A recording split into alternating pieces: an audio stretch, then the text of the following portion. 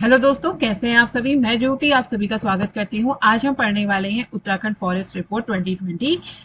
ये रिपोर्ट हम इसलिए पढ़ रहे हैं क्योंकि आपका 29 जून को है यूकेपीएससी का एग्जाम, और उस एग्जाम में इससे क्वेश्चन आने की जो संभावनाएं हैं वो बहुत ज्यादा है। क्योंकि अगर हम प्रीवियस पेपर देखें तो आयोग इस टॉपिक से काफी सारे क्वेश्चंस पूछता है। तो हम इस रिपोर्ट का अध्ययन उसी तरीके से करेंगे जिससे आपके एग्जाम में बेनिफिट हो, आपसे क्वेश्चंस पूछे जाए। कुछ हम एमसीक्यूज भी देखेंगे कि कैसे कैसे क्वेश्चंस आयोग आपसे पूछ सकता है।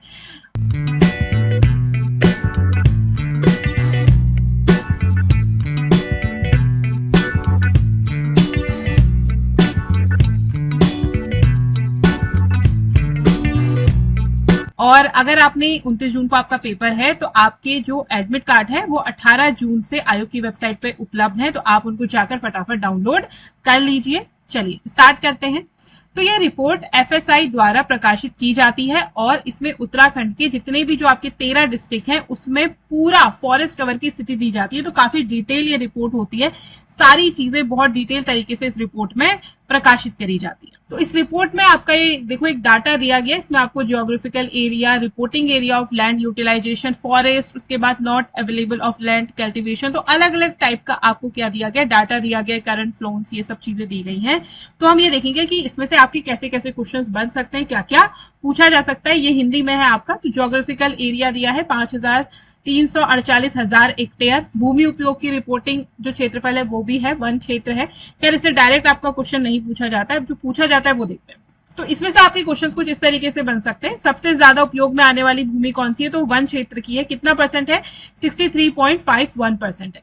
खेती के लिए जो शुद्ध भूमि है वो है आपकी 9.89%, यानी कि टोटल उत्तराखंड के पास जितनी भी लैंड है, भूमि है, उसका 63.51% तो आपकी फॉरेस्ट वाला एरिया है। उसके बाद 9.89 एरिया ऐसा है जहां पर खेती करी जाती है। कुल रिपोर्टिंग भूमि क्षेत्रफल कितना है, 6,001.53 हजार हेक्टेयर।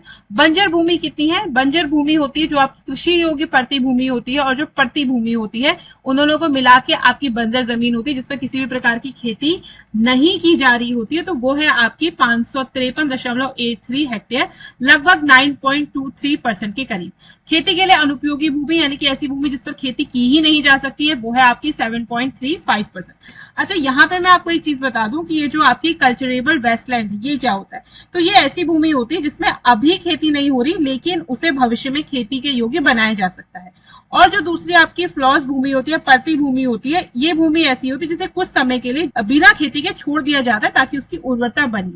अब इसमें से क्वेश्चंस किस प्रकार के आपके पूछे जा सकते हैं, जो ये रिपोर्ट है तो उसमें से आपसे क्वेश्चन पूछे जा सकते हैं। पहला क्वेश्चन बन सकता है कि उत्तराखंड की कुल रिपोर्टिंग भूमि का कितना प्रतिशत भाग वन क्षेत्र है। तो कितना प्रतिशत भाग है, 63.51% भाग क्या आपका वन वाला एरिया है, फॉरेस्ट वाला एरिया है। ठीक है। उत्तराखंड में रिपोर्टिंग भूमि का कुल क्षेत्रफल कितना है, तो वो है आपका 6,001.53 हजार हेक्टेयर। उत्तराखंड में शुद्ध बोया गया क्षेत्र कितना है, तो वो है आपका 593.68 हजार हेक्टेयर, यानी कि 9.89%। उत्तराखंड में खेती के लिए अनुपलब्ध भूमि का प्रतिशत कितना है, तो वो है आपकी 7.35%, यानी कि ऐसी भूमि जिस पर किसी भी प्रकार की खेती नहीं की जा सकती है।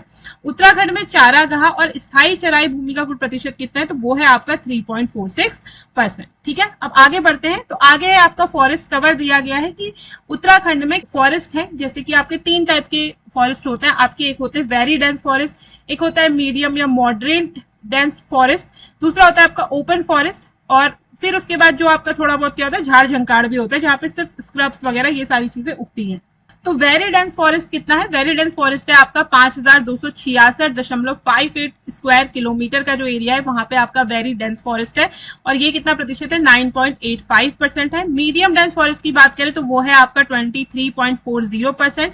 ओपन फॉरेस्ट जो है वो है आपका 12.19%, और टोटल फॉरेस्ट वाला एरिया कितना है, यानी कि ऐसा एरिया जहां पे आपका पेड़ है वो है आपका 45.44%। और झाड़ झंकाड़ कितना है, झाड़ झंकाड़ वाला जो एरिया है वो है आपका 412.88 स्क्वायर वर्ग किलोमीटर, और ये कितना प्रतिशत है, 0.77%। ठीक है। ये यही वाली आपकी रिपोर्ट है, इसको बस मैंने यहाँ पे हिंदी इंग्लिश दोनों में बाइलिंगुअल कर दिया है।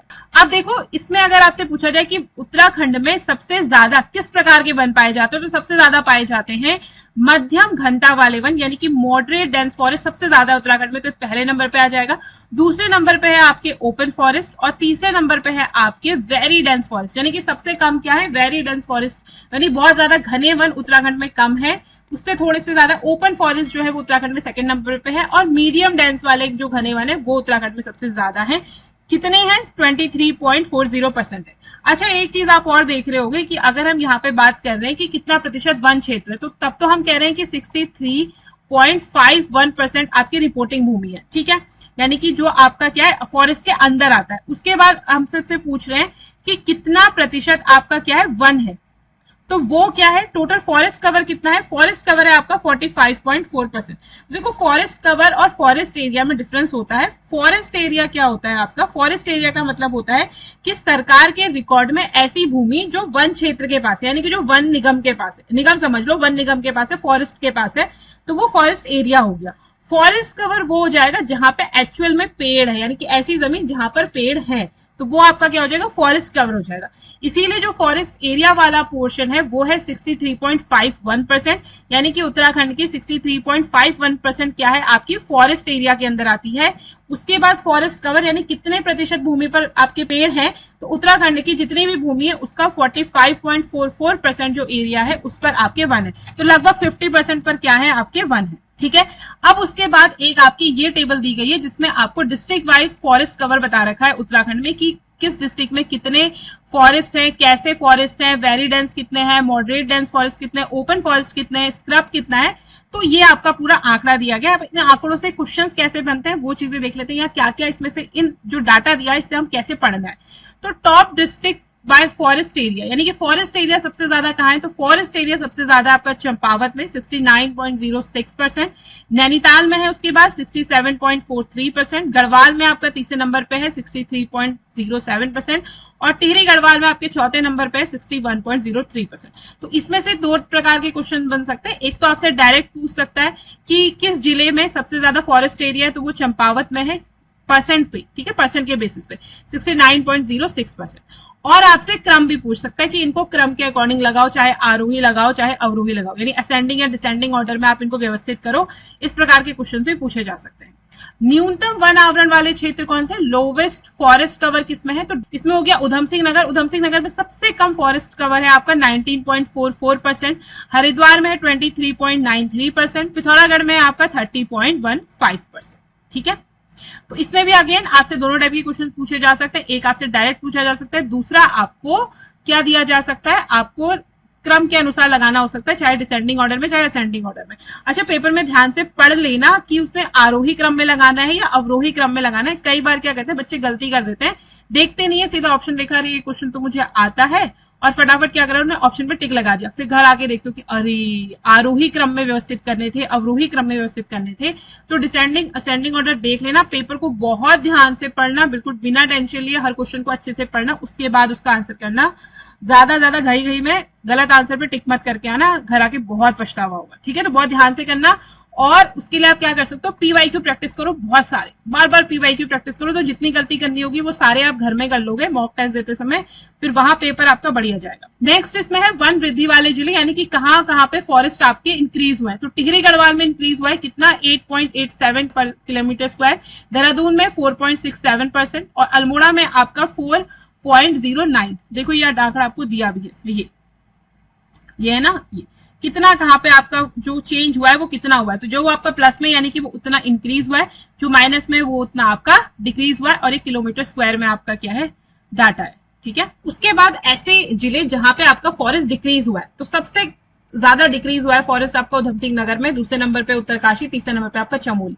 तो इसको भी आप असेंडिंग डिसेंडिंग ऑर्डर में याद रखना, पहला याद रखना और लास्ट वाला भी याद रखना कि कहाँ सबसे ज्यादा फॉरेस्ट इंक्रीज हुआ है किस जिले में, और सबसे ज्यादा फॉरेस्ट डिक्रीज हुआ है, ठीक है, ये चीजें आप ध्यान रखना।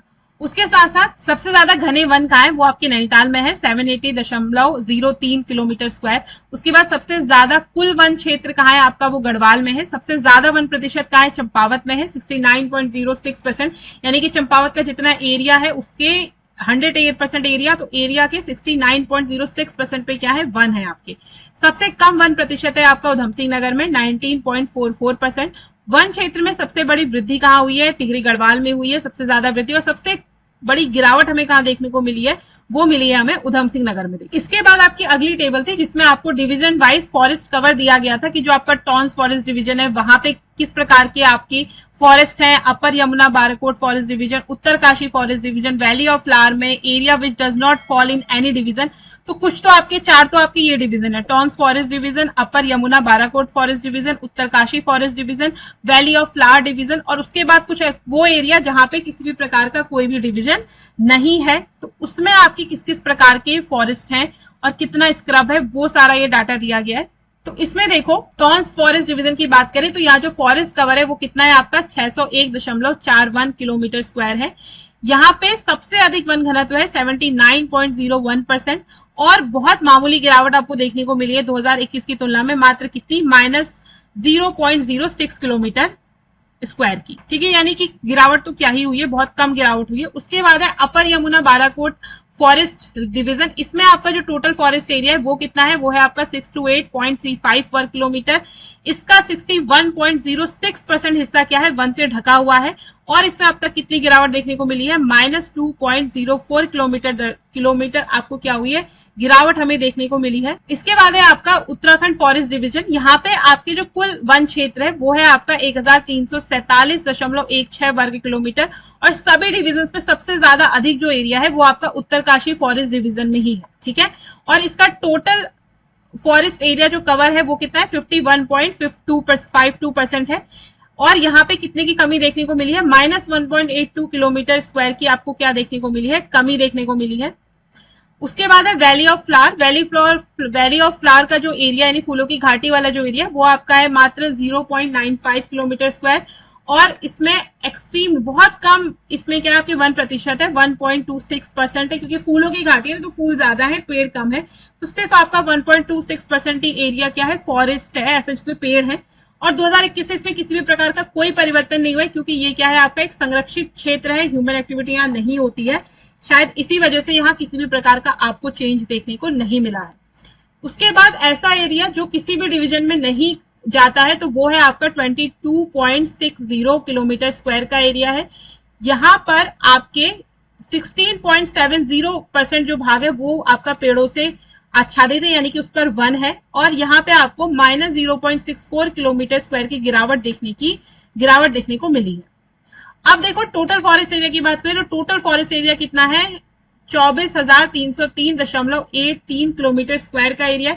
फॉरेस्ट कवर कितना है, 45.33% है और चेंज कितना आ गया है, इतने 2021 से 2023 तक कितना चेंज आ गया, 2 सालों में चेंज आया आपका -22.98 किलोमीटर का चेंज आया, यानी कि इतनी भूमि क्या हो गई है, कम हो गई है जिस पर पेड़ नहीं है। और स्क्रब एरिया कितना, स्क्रब एरिया है आपका 412.88 किलोमीटर स्क्वायर का। तो ये जो भी डाटा मैंने आपको यहाँ पे बताया वो सारा का सारा डाटा आपका क्या है, इससे मेंशन किया गया, इसी से लिया गया। ठीक है, और ये आपकी सीधे फोटो है जो आपका फॉरेस्ट रिपोर्ट है आपकी, उसकी ये सीधे फोटो ली गई है। ठीक है, वहीं से स्क्रीनशॉट लिया है मैंने, तो इसमें डाटा की कोई गुंजाइश, गलत होने की कोई गुंजाइश नहीं है, तो आप आराम से होकर इसको देख सकते हैं। और उसके बाद देखो एक डाटा आपको यहाँ पे एक और दिख रहा होगा, एक यहाँ पे आपको दिख रहा होगा डिजिटाइज डिवीजन बाउंड्री एरिया और वहां पे आपको दिख रहा होगा कि टोटल कितना है। तो इसमें और इसमें आपको डिफरेंस दिख रहा है। तो देखो ये डिफरेंस इसलिए होता है क्योंकि ये तो एरिया वो है, यानी जो डिजिटाइज डिवीजन बाउंड्री एरिया होता है ना, तो इसका मतलब होता है कि किसी भी फॉरेस्ट डिवीजन में कितना वर्ग किलोमीटर आता है। ठीक है, यानी कि कितना ऑफिशियली उस फॉरेस्ट डिवीजन के अंतर्गत आता है। ठीक है, और जो आपका ये वाला एरिया जहां पे आप उसकी बात करें, जहां पे हम टोटल असेसमेंट देख रहे हैं कि कितने आपके पेड़ हैं, कितना क्या है, कितना फॉरेस्ट एरिया जो कवर है वो क्या होता है, वो उसमें आपके एक्चुअल पेड़ होते हैं, यानी कि 761.22 ये जो एरिया है और उसके बाद यहाँ पे आपके पेड़ कितने 601.41% है। बाकी का जो एरिया बच गया है वहां पर हो सकता है किसी भी प्रकार की कोई बस्तियां हो, नदी हो, कृषि भूमि हो या इस प्रकार की जो भी चीजें हो। ठीक है, तो वो होंगी, तो ये चीज आप ध्यान रखना, यहाँ पे आपको इसीलिए यहाँ पे डिफरेंस देखने को मिलेगा। ठीक है, तो ये जो टोटल फॉरेस्ट एरिया वो ये है। चलो अब आगे बढ़ते हैं, इसमें कुछ क्वेश्चन आपसे ऐसे पूछ लेते हैं, जैसे कि उत्तरकाशी डिवीजन में क्या आपका सबसे बड़ा वन क्षेत्र है टोटल में, और टोन्स डिवीजन जो है उसमें सबसे अधिक प्रतिशत में वन क्षेत्र है। कुल मिलाकर 2021 की तुलना में राज्य में 22.98 किलोमीटर की वन क्षेत्र में क्या गिरावट आई, यानी कि इतने किलोमीटर स्क्वायर का जो एरिया है वो कम हो गया। इतना एरिया ऐसा जिस पर अब पेड़ नहीं है, पहले थे अब नहीं है, 2021 में थे 2023 में नहीं है। उसके बाद 412.88 किलोमीटर स्क्वायर स्क्रब क्षेत्र अंकित किया गया, यानी कि ऐसा स्थान है जहां पर झाड़ झंकार इस टाइप की चीजें हैं। अब उसके बाद अगली जो है वो है फॉरेस्ट फायर की। तो आपने देखा होगा खास तौर पे गर्मियों में बहुत ज्यादा जंगलों में आग लगती है, पहाड़ों के जो जंगल है वो धू धू करके जलते हैं। उसमें बहुत सारे रीजन होते हैं। कुछ रीजन तो ऐसे होते हैं कि गर्मी बहुत ज्यादा आपकी बढ़ जाती है, तो आपस में फ्रिक्शन, जब हवा चलती है तो चीड़ के, आपने देखा होगा पहाड़ों को जाओगे तो चीड़ के जंगल बहुत ज्यादा क्या हो गए, बढ़ गए हैं। हर जगह चीड़ चीड़, और जहां एक बार चीड़ लग गया वहां दूसरी चीज पे नहीं उगती है। तो कई बार क्या होता है, फ्रिक्शन के कारण आग लग जाती है। और कई बार इंसानों की गलती के कारण आग लगती है कि आप गए, आपने बढ़िया पिकनिक बनाई जंगलों में और आग वाग जलाई और आप अपने आग में पानी डालना भूल गए, आपने उसे ऐसे ही छोड़ दिया, ठीक है, केयरलेसली छोड़ दिया, भूल गए, कोई भी रीजन हो सकता है। तो वो क्या होगी, फिर वहां पे अगर हवा चलेगी तो वो पूरा का पूरा जंगल आपकी छोटी सी गलती से स्वाहा हो जाएगा। और जब जंगल जलता है तो उसमें जितने भी आपके जो भी एनिमल्स रहते हैं, चाहे वो आपके छोटे माइक्रो ऑर्गेनिज्म हो जो जमीन के नीचे काम कर रहे हैं, वो सारे के सारे नष्ट हो जाते हैं। ठीक है, तो आपकी एक छोटी गलती फॉरेस्ट को बहुत ज्यादा नुकसान पहुंचाती है और इनडायरेक्टली फिर उसका खामियाजा हम इंसानों को ही भुगतना है। ठीक है, दूसरा क्या होता है कि कई बार लोग क्या करते हैं, बीड़ी सिगरेट इस टाइप की चीजें पीकर जली हुई बिना बुझाए उसको छोड़ देते हैं, किनारे पे छोड़ देते हैं, ऐसे उन्होंने छोड़ दिया, तो इस कारण भी क्या होती है, बहुत ज्यादा आग लगती है इधर पहाड़ों की साइड पे। तो एक बात का आपको हमेशा ध्यान रखना है कि अगर आप जंगलों में जाओ, पिकनिक बनाओ, किसी भी कारण से जाओ, आपने वहां आग जलाई है तो उसको प्रॉपर जिम्मेदारी के साथ आपने क्या करना है, बुझाकर आना है कि उसमें आग ना लगे, पानी वानी उस पर डालिए, उसको प्रॉपर बुझाइए। ठीक है, और जो भी सिगरेट वगैरह पीते हैं, वैसे तो पीनी नहीं चाहिए, बाई चांस अगर पी रहे हो तो उसे ऐसे ही नहीं कि पी और गाड़ी से चलते चलते फेंक दिया आपने किसी रोड के किनारे, सड़क, पहाड़ों की हवा में मस्त होके, तो उससे क्या होगा, वो जंगल जो आपका वो जल जाएगा आपकी सिर्फ एक छोटी सी गलती की वजह से। तो ये नहीं करना है। देखो फॉरेस्ट फायर जो है उसका आंकड़ा भी बहुत ज्यादा आपको देखने को मिलेगा कि बहुत ज्यादा बड़ी है। अब इसके बहुत सारे रीजन है, टेम्परेचर इंक्रीज हुआ है, लोग लापरवाह भी है, बहुत सारे रीजन है। तो देखो 2022-23 का जो आंकड़ा है वो बता रहा है कि टोटल कितनी आग लगी है, टोटल जो फायर इंसिडेंट हुए वो हुए 5331, और 2023-24 में बढ़कर कितने हो गए, 21,033। तो बहुत बड़ा डिफरेंस है यहाँ पे आपको देखने को मिल रहा होगा। अब देखो ये इसी का हिंदी में वर्जन है आपका। तो जंगल की आग की जो घटनाएं वो मैंने बताया ना, 22-23 में कितनी थी, 5,351 थी, और 2023-24 में बढ़ गई, एक साल में बहुत ज्यादा बढ़ी है, लगभग 4 गुना हो गई है, 21,033 घटनाएं हुई है। तो इससे क्या बहुत ज्यादा वृद्धि है। सबसे ज्यादा मामले आपको देखने को मिले नैनीताल में, गढ़वाल में और अल्मोड़ा जैसे जिलों में हमें ज्यादा मामले देखने को मिलते हैं। तो कभी भी आप घूमे फिरे कुछ करें, लेकिन पहाड़ों में जा रहे हैं तो थोड़ा जिम्मेदारी के साथ काम करें। कहीं भी अपनी वजह से, मतलब मैन मेड यानी हमारी वजह से पर्यावरण को नुकसान नहीं होना चाहिए। अब प्राकृतिक आपदा जाए, फ्रिक्शन की वजह से लग गई आग, तो वो ठीक है, उसमें हम क्या ही कर सकते हैं। तो लेकिन उसकी वजह से नहीं करना है आपने। ठीक है, हमारी वजह से कोई भी जंगल में आग नहीं लगनी चाहिए, क्योंकि बहुत बड़ा नुकसान होता है। आप भले ही वहां ना रहते हो, लेकिन आप ना रहते हो, लेकिन वो डायरेक्टली आपको इफेक्ट करेगा ही करेगा लॉन्ग टर्म में। ठीक है, तो जिम्मेदार बनना है, इस प्रकार की कोई भी गलती हमें नहीं करनी। आप देखो क्वेश्चंस क्या क्या पूछे जा सकते हैं, कैसे पूछे जा सकते हैं इस रिपोर्ट से। तो 2023-24 में उत्तराखंड का कौन सा जिला सर्वाधिक वनाग्नियों की घटना के साथ पहले स्थान पे रहा। तो सबसे ज्यादा फॉरेस्ट फायर के जो इंसिडेंट है वो कहाँ रिपोर्ट किए गए, वो किए गए नैनीताल में, 3,320 फायर्स हुई। भारत सरकार ने एफएसआई द्वारा 2023-24 में उत्तराखंड में कुल कितनी वनाग्नि दर्ज करी है, तो 21,033। ठीक है, ये तो दर्ज करी, कितनी तो मुझे लगता है ऐसी होंगी जो रिपोर्ट में ही नहीं होंगी। उसके बाद है किस जिले में वनाग्नि की संख्या 2022-23 से 2023-24 में सबसे अधिक बढ़ी है, तो वो बढ़ी है आपकी नैनीताल में, 570 से कितनी हो गई आपकी, 3,320 हो गई है। ये देखो डाटा में भी दिखा देते हैं कितनी होगी नैनीताल में आपकी, पहले थी 570, उसके बाद कितनी होगी 3,320। तो टोटल यहाँ जितनी थी लगभग उसके पास में, तो नैनीताल में ही जल रहे हैं जंगल। ठीक है, फिर है आपका 2023-24 में सबसे कम वनाग्नि की घटनाएं कहाँ हुई, तो वो हुई आपकी हरिद्वार में, वो कितनी हुई, सिर्फ 59 फायर्स लगी है वहां। गढ़वाल जिले में 2023-24 में कुल कितनी वनाग्नियां हुई हैं, जिससे ये दूसरे स्थान पर रहा, तो गढ़वाल जिले में कितनी हुई है, 3,193। तो ध्यान रखना सबसे ज्यादा आपके फायर इंसिडेंट कहाँ हुए हैं, वो हुए हैं आपके नैनीताल में, तो नैनीताल टॉप नंबर पे। दूसरे नंबर पे है आपका गढ़वाल, दूसरे नंबर पे आपका ये पौड़ी गढ़वाल में कितनी है, 3,193 हुई है। और तीसरे नंबर पे आपका अल्मोड़ा, और इसी प्रकार से चौथे नंबर पे भी खोजोगे तो चौथे नंबर पे है आपका ये टिहरी गढ़वाल, और पांचवें नंबर पे देखोगे तो पांचवें नंबर पे आपका उत्तरकाशी। ठीक है, तो ये डाटा आपको याद रखना है, क्रम भी याद रखना। उसके बाद अगला जो है वो भी आपका फायर से रिलेटेड डाटा है। ये है आपका कि कौन कौन से एरिया ऐसे हैं जहां पे आग लगने की बहुत ज्यादा संभावनाएं होती है। तो extremely, very highly, highly, moderately, less fiery prone, तो इस प्रकार का जो एरिया है। तो टोटल फॉरेस्ट कवर का कितना है, टोटल आपका 24,716.71 किलोमीटर स्क्वायर का एरिया ऐसा है जहां पे क्या लग सकती है, आग लगने की संभावनाएं हैं। उसमें से एक्सट्रीमली जो है वो आपका 24.39, उसके बाद वेरी हाईली है वो आपका 3,193 के आसपास है, हाईली प्रोन में है आपका 6,000, और मॉडरेट फायर में आपका 4,946, और लेस फायर प्रोन एरिया है आपका 9,719। तो लेस फायर प्रोन एरिया आपका सबसे ज्यादा है, उसके बाद दूसरे नंबर पे ये है, तीसरे नंबर पे आपका मॉडरेट वाला है, ऐसे करके, ठीक है। तो इसमें आप किस प्रकार के क्वेश्चंस बन सकते हैं या किस प्रकार के क्वेश्चंस आपके आने की संभावना है, उनको देखते हैं। उत्तराखंड में फॉरेस्ट कवर का कितना प्रतिशत हिस्सा हाईली फायर प्रोन वर्ग में आता है, तो कितना आता है, 27.64% आता है। वेरी हाईली फायर प्रोन वर्ग में उत्तराखंड की कितनी वन क्षेत्र शामिल है, तो वो कितना है, 3,193.95 kilometre square. Extremely fire prone वर्ग का फॉरेस्ट परसेंटेज कितना है, तो वो है आपका 0.10%। उसके बाद है कुल कितने किलोमीटर स्क्वायर उत्तराखंड के वन क्षेत्र का लेस फायर प्रोन है, तो वो कितना है आपका 9,719.33 kilometre square. Moderately fire prone type की फॉरेस्ट पौनों में कितना प्रतिशत वन शामिल है, तो कितना है 20.01%। तो इस प्रकार के क्वेश्चन इसमें से बन सकते हैं, तो वो आपको ध्यान रखना। तो डाटा याद होगा तो आप बाकी चीजें तो खुद ही कर लोगे, ठीक है। तो आशा करती हूँ आपको ये लेक्चर अच्छा लगा होगा, और फॉरेस्ट के प्रति हमें बहुत ज्यादा जिम्मेदार होने की जरूरत है। आप कहीं भी जाएं, घूमे फिरे, नेचर का आनंद ले, लेकिन वहां दो चीजों का बहुत ध्यान रखें। एक तो वहां पे आपको कचरा नहीं फैला के आना है कि खाया पिया पिकनिक बनाई, वहीं पे आपकी सारी खाने पीने की चीजें पड़ी हुई हैं और आप आ गए हाथ हिलाते हुए घर को। देखो उसे वहां उठाने कोई नहीं जाएगा, तो आप जाओ, बेशक जाओ, घूमो फिरो, बढ़िया मजे करो, लेकिन अपना कचरा अपने साथ लेके आओ वापस, और उसे जहां डंप करना है, जो उसकी सही जगह है, वहां पे उसे डंप करो। दूसरा, अगर फॉरेस्ट एरिया में आप कहीं भी जंगल के आसपास, सड़क के किनारे आप कुछ भी बनाते हैं, कहीं भी आग जलाते हैं, तो आग जलाने के बाद आपकी पूरी जिम्मेदारी बनती है कि आप उस आग को बुझाए भी, क्योंकि देखो फॉरेस्ट नहीं रहेंगे ना तो हम भी नहीं रहेंगे। अगर पेड़ है तो जीवन है, वो बिल्कुल बात सही है। आप इसको जितना जल्दी हम समझ जाए वो हमारे लिए बहुत अच्छी बात है। तो चलिए इसी के साथ ही लेक्चर खत्म करते हैं, मिलेंगे नेक्स्ट वीडियो में। और अगर आपके पास कोई और आइडिया, आप कोई और टॉपिक पढ़ना चाहते हैं तो आप कमेंट सेक्शन में मुझे बता सकते हैं। तब तक के लिए thanks for watching, keep learning.